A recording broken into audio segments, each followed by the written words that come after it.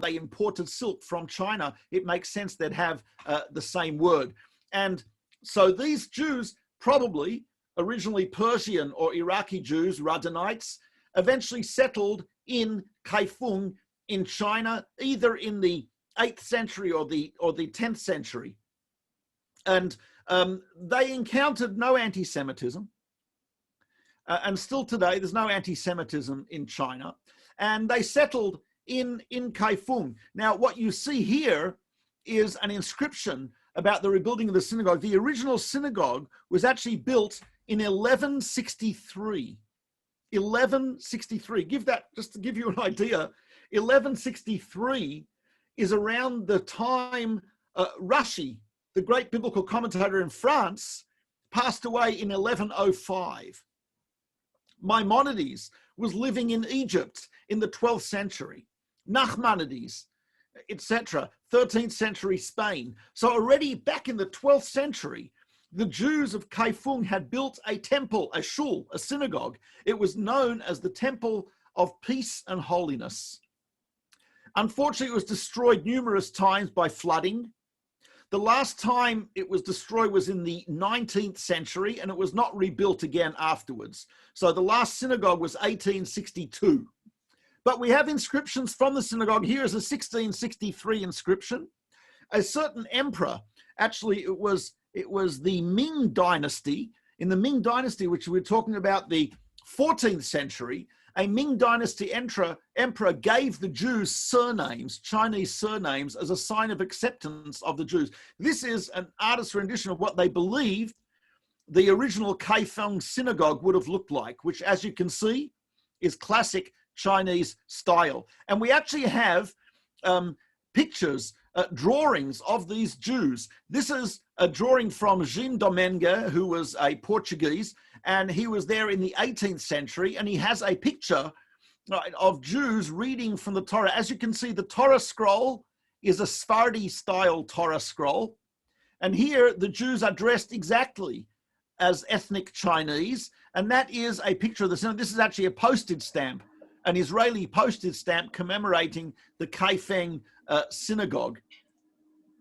Here is an exterior view of the Kaifeng synagogue. As you can see, it was a magnificent building with courtyards and places for entertaining, and of course the synagogue in the middle. This is a 17th century prayer book and list of names of people in the Jewish community. And what is beautiful here is you can see the combination of the Hebrew written horizontally and the Mandarin written vertically. So they've got the Hebrew name Rabbi Yosef ben Pinchas.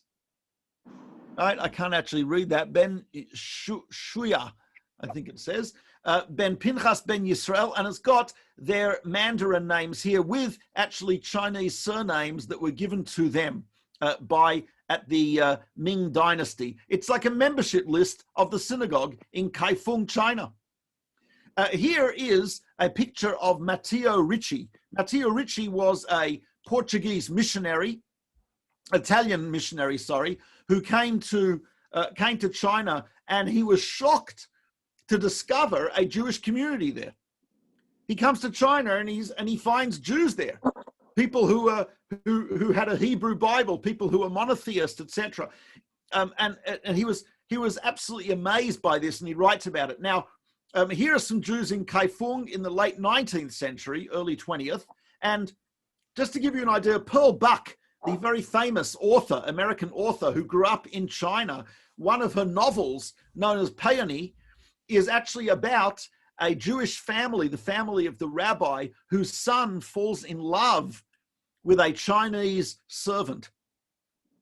And instead of marrying the other prestigious Jewish family's daughter, he chooses to have a relationship with the Chinese servant. Very interesting that Pearl Buck would write that, because it's a reflection of what happened to the Kaifeng Jews. Because what happened is, over the years, they didn't have connection to other Jewish communities. B, they had no great scholars amongst them.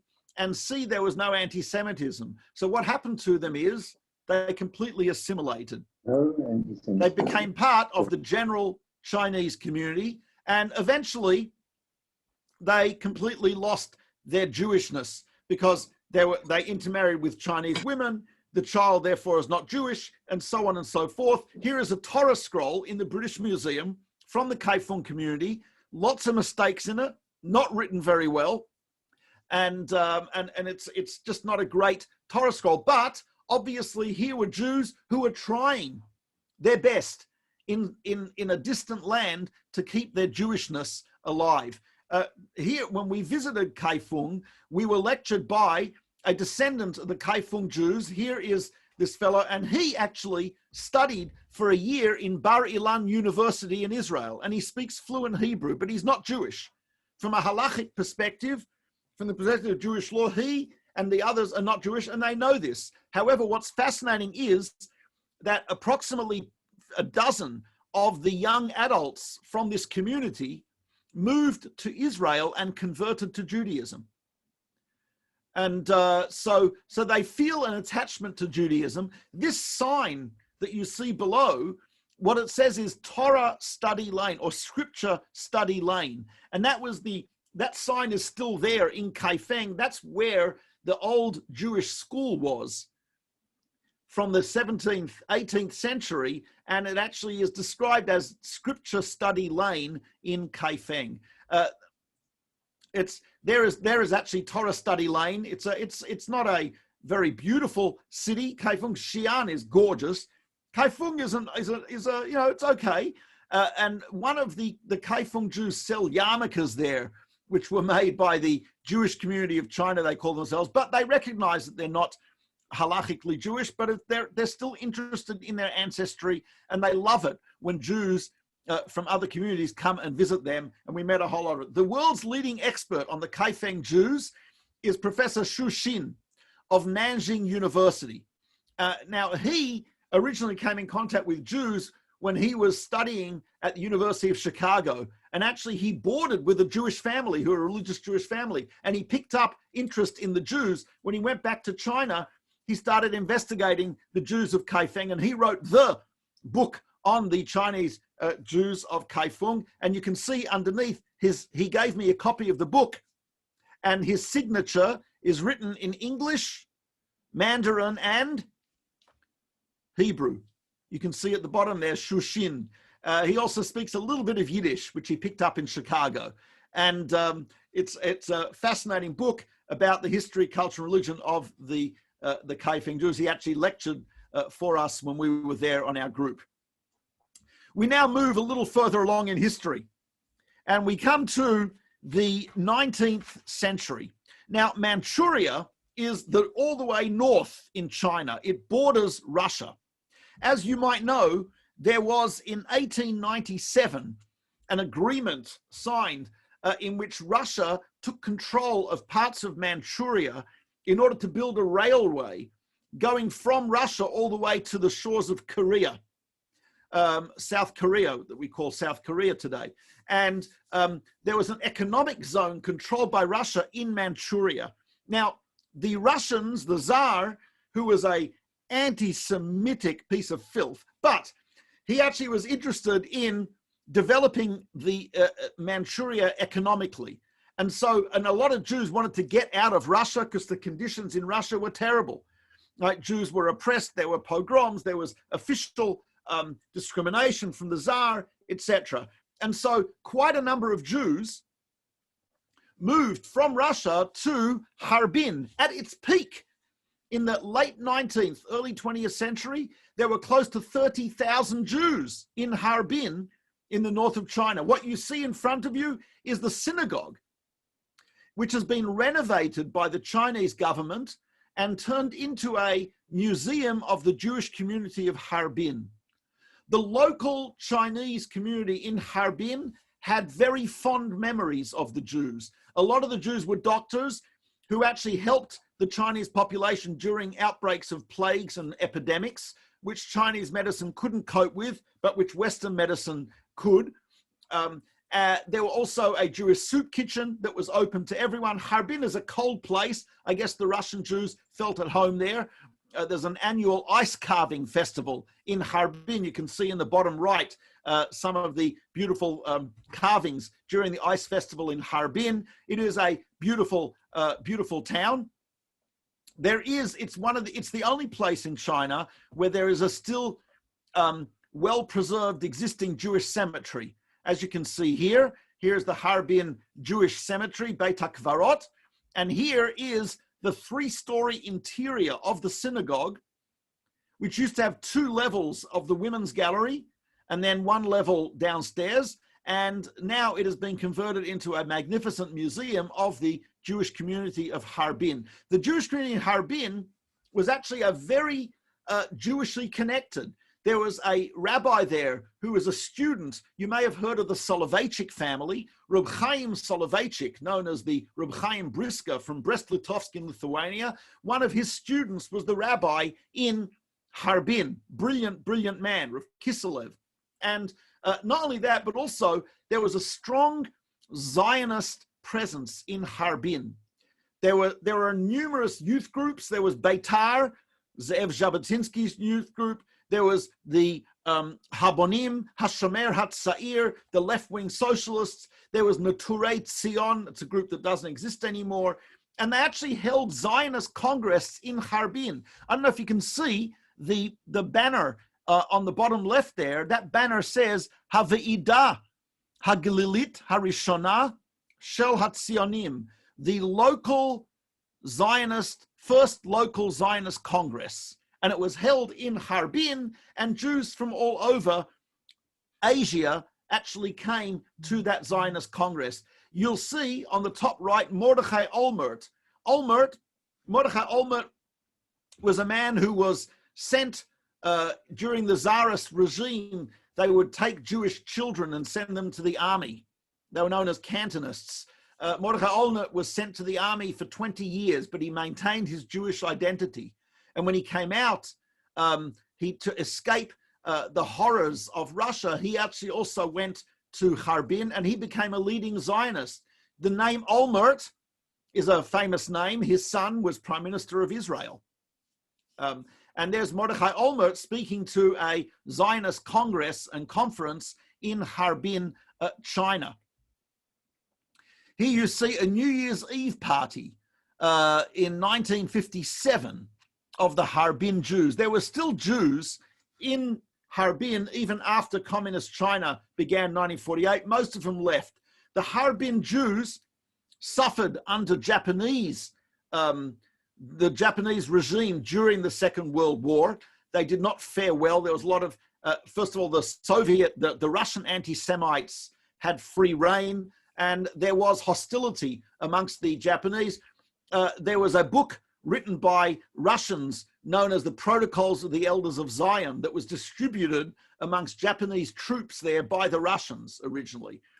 Interestingly, that actually had a good effect, because actually a lot of Jewish lives were saved later on in history because of the distribution of that book, which we'll see soon.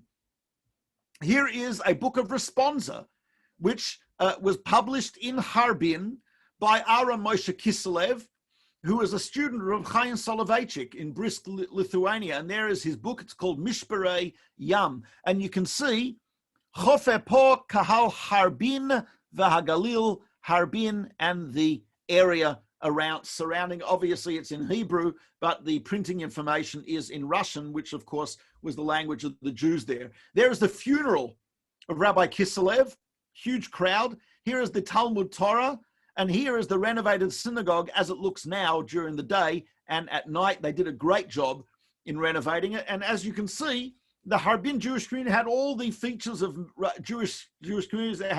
It had elementary school, it had a synagogue, it had a high school. On the right they had upper right, the Jewish high school. There was a Jewish hospital, and there was a Jewish soup kitchen. And by the way, the hospital and the soup kitchen were open to everyone, not just to Jews.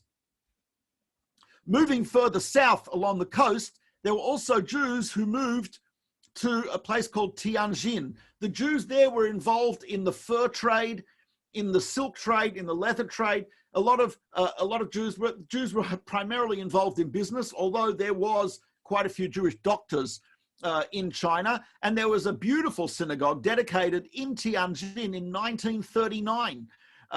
It's amazing, just around the outbreak of the Second World War. And here is the ceremony celebrating the founding of that synagogue. And there's the Rabbi Levine, and there's the Chazan. It's amazing to think that there's a large Jewish community in the East Coast. And as you can see here, just to give you an idea of the size, the Tianjin Jewish School, that is actually a picture of the school photo at the top. Down the bottom here is the Tianjin Jewish School senior class on summer vacation, 1942. So here are Jews, the World War is raging in Europe, Holocaust is going on. These people were safe and sound and happy. I don't even know if they knew what was going on. They may have, but there you'll see the 1948, when the state of Israel was proclaimed, all the Jews just simultaneously came to the Tianjin Shul just to celebrate the independence of the state of Israel. The Jewish community there no longer exists. There are some Jews from Harbin and Tianjin who remained in China and married Chinese people, and their descendants still there. I actually met one. Now we move further south to Shanghai. Shanghai was always one of the great commercial centers of China, and the architecture there is stunning. There's some great architecture there, and at night all the buildings put on light shows, coordinated light shows, which is just amazing to see. Now, Shanghai became very famous or infamous because of the opium trade. The British, who had a heavy presence in India, did not like the fact that they would be importing stuff from China, but going to China, their ships were empty. And so they decided, wouldn't it be a great idea if we export opium from India and other places to China? The Chinese people will become addicted, and we will have a great trade, and we'll be able to sell it to the Chinese. The British, of course, did not care about the fact this is destroying lives. But it wasn't just the British. The United States, Russia, France, many countries got involved. And there was actually an international opium, that's the office, that's the plaque on the office of the International Opium Commission, from February 1909. And Shanghai was the center of trade of that. The Chinese tried to rebel against this. They did not succeed. Now, there were Jews from Iraq who were actually British citizens, and they went from Iraq, some wealthy Jewish businessmen went from Iraq to India, to Calcutta and Bombay, etc., and they established large trading empires there. Some of them got involved in the opium trade, and some of them got involved in the stock market, and quite a number of them moved to Shanghai. So now we had an Iraqi Jewish community in Shanghai, but all of whom were British citizens. So you can see you've got Hardoon on the top right. There is Silas Hardoon. You had the Sassoon family, the Kaduri family, very famous families. The Sassoon family, very famous in India. In Mumbai today, there's the Sassoon Docks. There's a Sassoon Public Library. They had a huge impact on India, and they had a huge impact on Shanghai. These Sephardi Jews from Iraqi Jews, the Abraham family, the Sassoon family, Kaduri family, Hardoon family, were owned a huge amount of real estate there in Shanghai, and also had a lot of the stock market. The Bund, which is the commercial center, classic buildings along the banks of the Yangtze River, many of them were built by these Jewish families. In fact, one of the most beautiful hotels there, the Fairmont Peace Hotel on the Bund, is the top, that was actually originally built as the home and offices of the Sassoon family. And the Sassoon, the patriarch had the top few floors as his penthouse. That's where he lived, on the banks of the Yangtze. Magnificent buildings, all built by Iraqi Sephardi Jews. Now, the Abraham family, they were presidents of the community. They were presidents of they were called the Baghdadi Jews, and they used to correspond. They live now in Quite a few of them live in Cherry Hill, New Jersey. And they had magnificent houses and mansions, really, and formed an integral part. They had a whole society there. They used to correspond with rabbis in Iraq, and they used to, and they had a community there. There were also Ashkenazi Jews in Shanghai, not as many, but a number of Ashkenazi Jews started coming primarily from Vienna, Austria, during the 1920s and 30s. There was a lot of discrimination against them. A lot of them came to Shanghai where there was no discrimination. They could make a good living. And there was a Jewish community there. Here is the rabbi of the Ashkenazi. His name was Rabbi Ashkenazi, Chabad Rabbi Lubavitch. And as you can see here, there was a kosher store called the Palestine Company. Moderate prices. He had the cozy Viennese cafe and restaurant. I actually met a woman who was Miss Shanghai. She was the Jewish community had a beauty contest, and a woman from Vienna won the Miss Shanghai beauty contest. It was held, I think, on the roof of that cafe, right? And there was a community there. There was a Jewish school in Shanghai that was financed by the Kaduri family. There were the Jewish Boy Scouts. There was a Jewish newspaper called the Israel's Messenger. The Shanghai Jews had a wonderful life. Now, what's interesting is, as Shanghai, because of the opium trade, was controlled by a number of different countries, which means Shanghai was one of the only cities in the world that you did not need a visa or passport to get into. And that worked out well for the Jews, as we will see. First of all, so first of all, a lot of Jews, the Second World War breaks out, 1939. Germany, Lithuania at the time was an independent country, but under Soviet control. A lot of Jews escaped from Poland and Germany and made their way to Lithuania. And so a lot of Jews are stuck in Lithuania. Two people were responsible for saving the lives of thousands of Jews. One of them was Dr. Ho Fengshan, who was a Chinese diplomat of the Republic of China. He probably saved tens of thousands of Jews. He was in Vienna and he gave visas, right? He issued 200th visa, right? We estimate that he gave approximately 3,000 visas to Jews to get out of Vienna and to go through China to Shanghai. And he personally saved lives. He passed away in San Francisco in 1997, and he was responsible for saving the lives of at least 2,000 Jews. He is not as famous as another person who was living in Kaunas. Kaunas was the home of the Mir Yeshiva. The Mir Yeshiva had moved to Kaunas, but a lot of Jewish refugees lived in Kaunas or Kovno. There in Kovno was a Japanese diplomat by the name of Chiune Sugihara. His nickname was Sempo, Chiune Sugihara. Chiune Sugihara was a very, very kind, honorable man.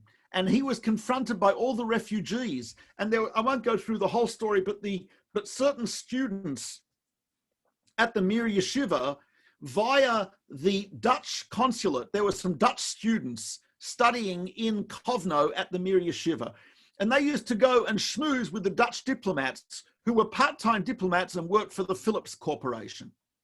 And a number of these Dutch diplomats were willing to supply visas to go to Dutch Curaçao, Suriname and Curaçao, which were part of the Dutch. Now, if you had a visa, an end visa to go to Curaçao or Suriname, you could transit through Russia and Japan to get there. The thing is, Suriname and Curaçao didn't require a visa. They required personal permission from the governor for each person. So what these Dutch diplomats did is they cut off the bottom half of the rubber stamp. So the top half said no visa required. The bottom half, which said personal permission required from the governor, they cut off. And they stamped Jewish passports with this visa. Then the Jews took these visas to Sugihara, and Sugihara stamped They estimate he saved the lives of approximately 5,000 Jews. Against the wishes of his government, risked his life to do this.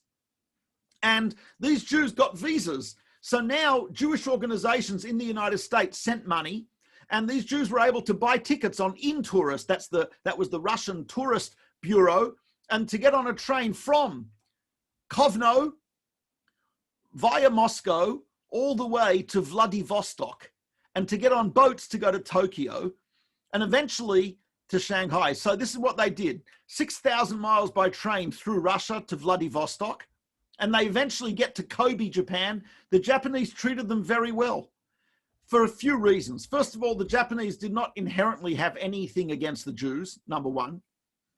Number two, there were members of the Japanese High Command who believed in the Elders of Zion, the protocols of the Elders of Zion. That means they believed that if they dealt with the Jews well, the Jews would influence the United States and they would not enter the war.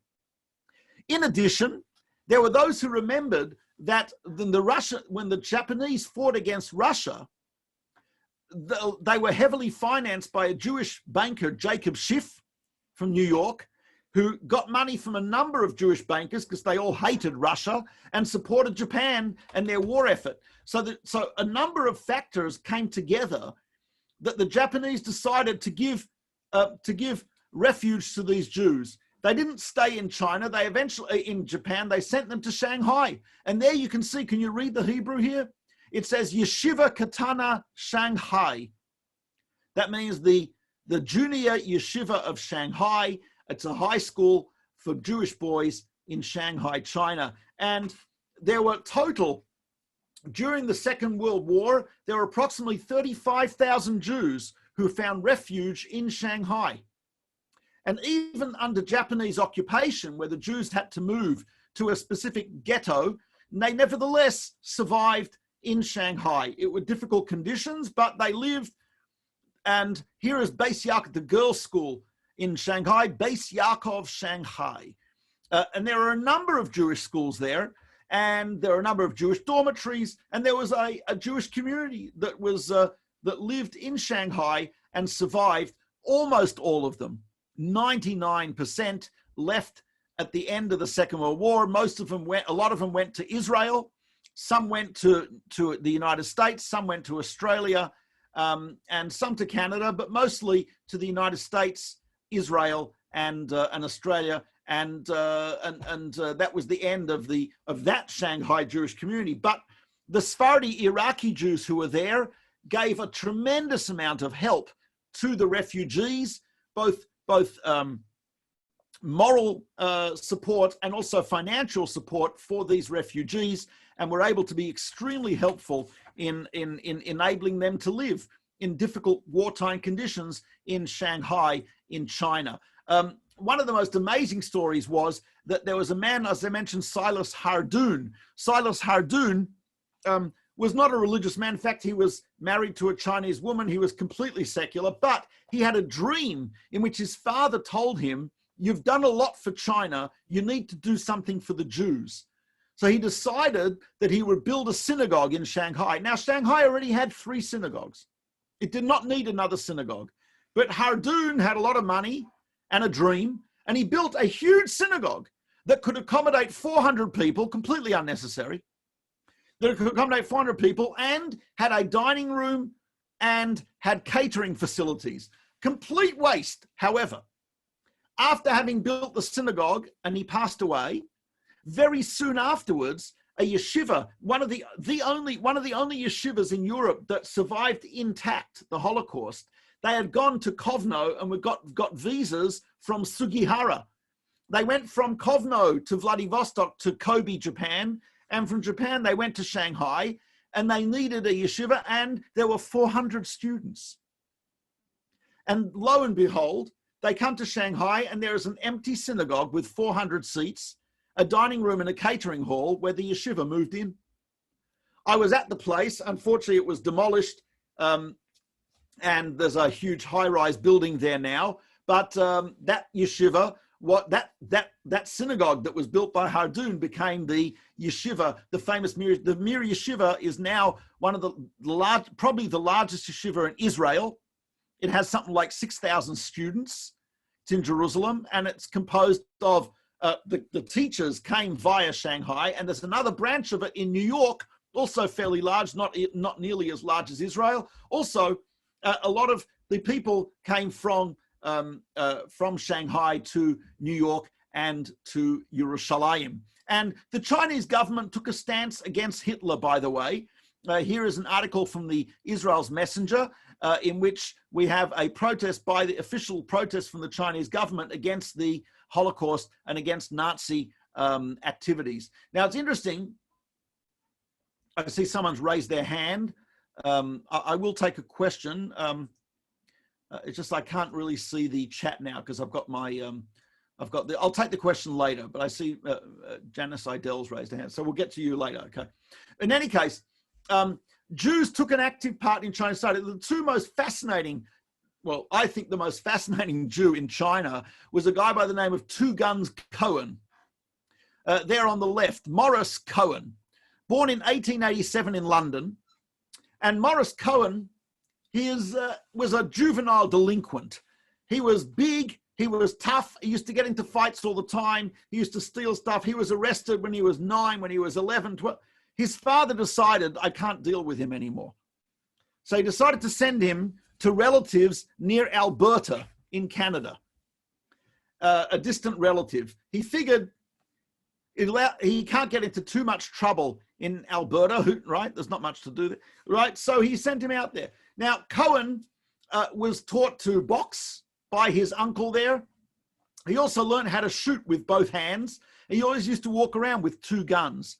He became very friendly with Chinese immigrant workers who were working on railroads in that area.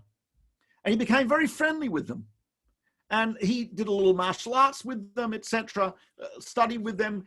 And eventually what he would do is, because he was so tough, he would protect them from anti-migrant and racist attacks from Canadians in that area.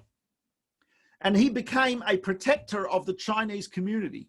Later on, when Chiang Kai-shek was coming to, Sun Yat-sen, sorry, came to Canada to collect money, he asked the Chinese community, he says, I need a bodyguard. And they said, we have someone, his name's Morris Cohen. And he said, it doesn't sound Chinese. They said, take him. He became bodyguard of Sun Yat-sen, later on moved to China and became his aide-de-camp and was always called Two Guns Cohen. And eventually he moved to the United States. But in 1947 or 48, when the vote in the United Nations about Israel came, so the Israeli government approached Morris Cohen to speak to the Chinese government to vote in favor of the partition plan so that the vote would go through. And in fact, he was able to do that. So that's Two Guns Cohen. On the right, you have Dr. Jacob Rosenfeld, who was a Jew who grew up in Japan, was actually a karate expert and a doctor. He moved to China to help the Chinese against the Japanese, actually, and he became the chief medical officer of the Chinese army. He was actually the highest ranking non-Chinese in the army, Dr. Jacob Rosenfeld. You can see him standing there with the defense minister of the People's Republic of China.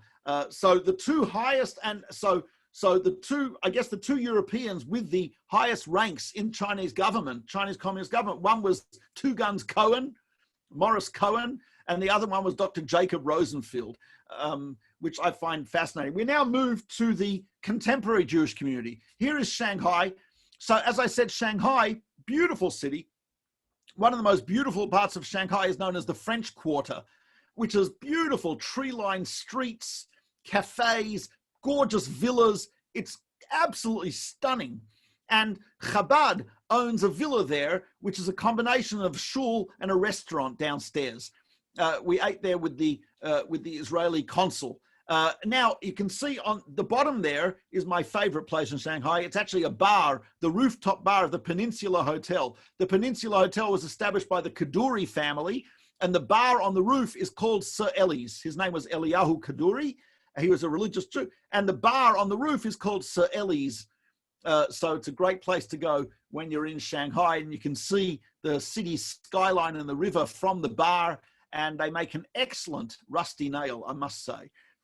Contemporary Jewish community in Shanghai, approximately 3,000 Jews living there year-round, but there's a lot of Jews who pass through there on business. Hong Kong, which was part of the English part of Britain for a while till it was handed back to Hong Kong when the lease expired, and that has a large community, 5,000 Jews. These, by the way, are the longest public escalators in the world. You go up and down the mountain on escalators, which are running all the time. That's actually a form of public transport in certain parts of Hong Kong, which is a very steep area. Now, the Jewish community in Hong Kong has a magnificent synagogue that was donated by the Sassoons, named after his mother, Leah. It's the Ohel Leah Synagogue. Now, when he bought it, that piece of land that Sassoon bought became one of the most expensive pieces. Hong Kong has got just about the most expensive real estate in the world. And this synagogue was sitting on the single most expensive area of Hong Kong. So the Jewish community sold the land around it for high rises, and they now have it's a wealthy community. The synagogue is well endowed. They usually have a rabbi who comes for a while from Yeshiva University. They have a youth director. They have regular minyanim there. There's actually 5 shuls, 5 synagogues in Hong Kong. I think 3 of them have regular daily prayer minyanim, and they all have a minyan on Shabbos. Here is Sukkot at Ohel Leah. Here is a Hanukkah party at Ohel Leah, where they actually brought in Uncle Moishi, the famous Jewish kids entertainer, to Hong Kong.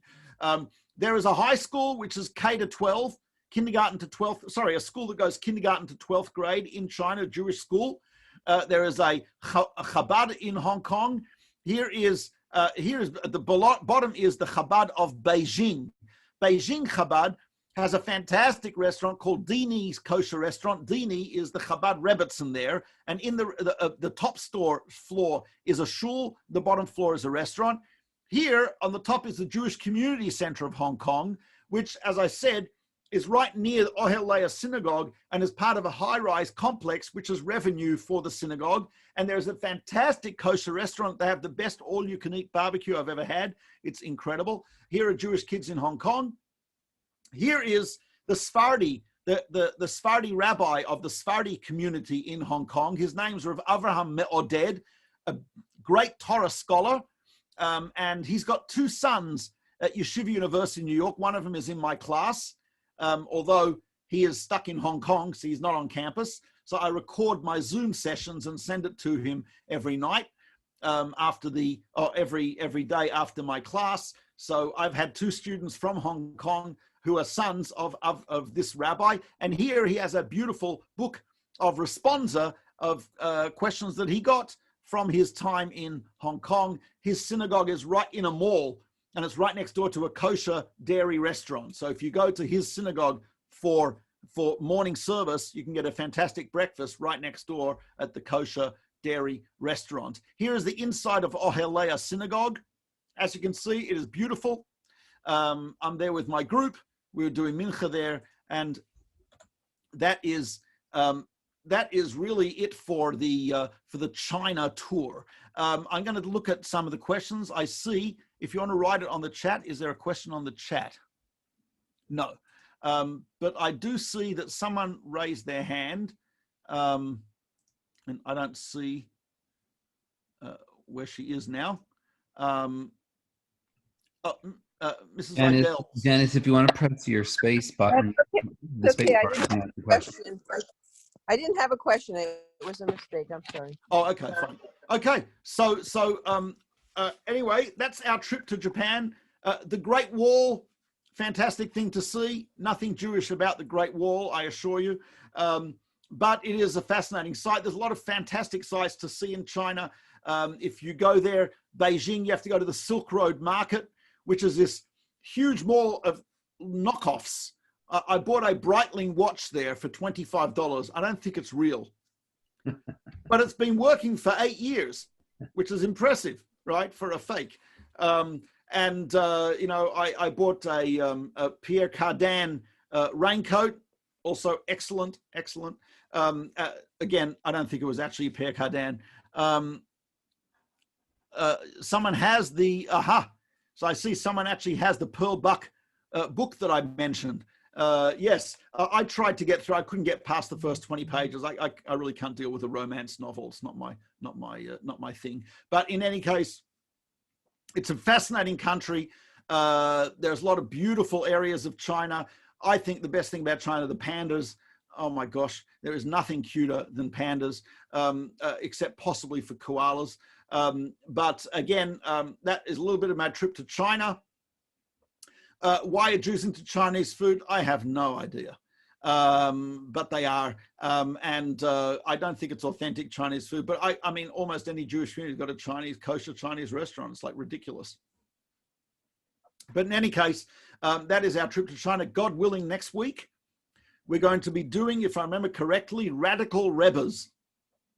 We'll be looking at the writings and the lives of 3 Hasidic rebbes, 19th century Poland. Each one was more radical than the next.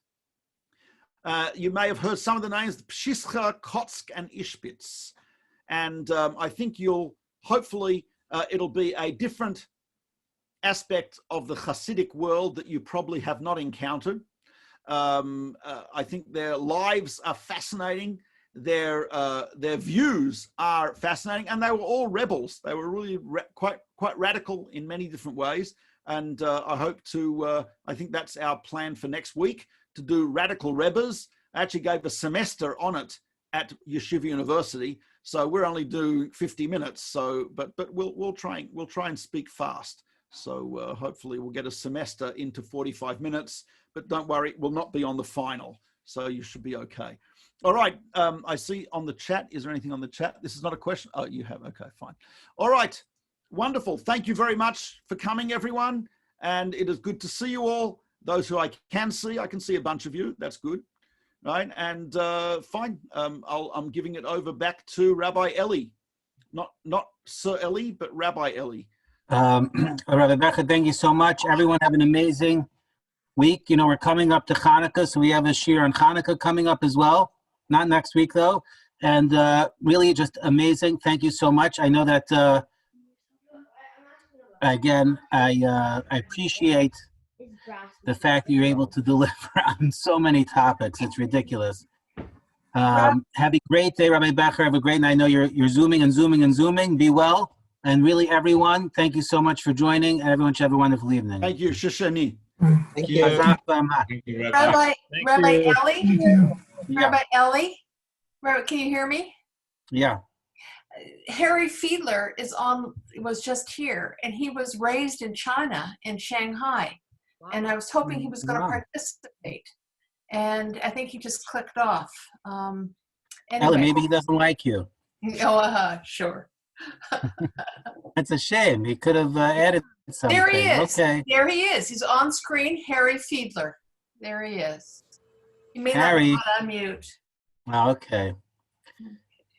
Everyone, have a great evening. I see Brett Sobo, the Greens, Rabbi, Ellen.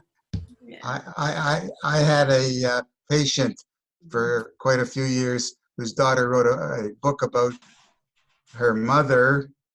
I think it was 10 green bottles, or about how she left from Austria and went to Shanghai and was there during the war.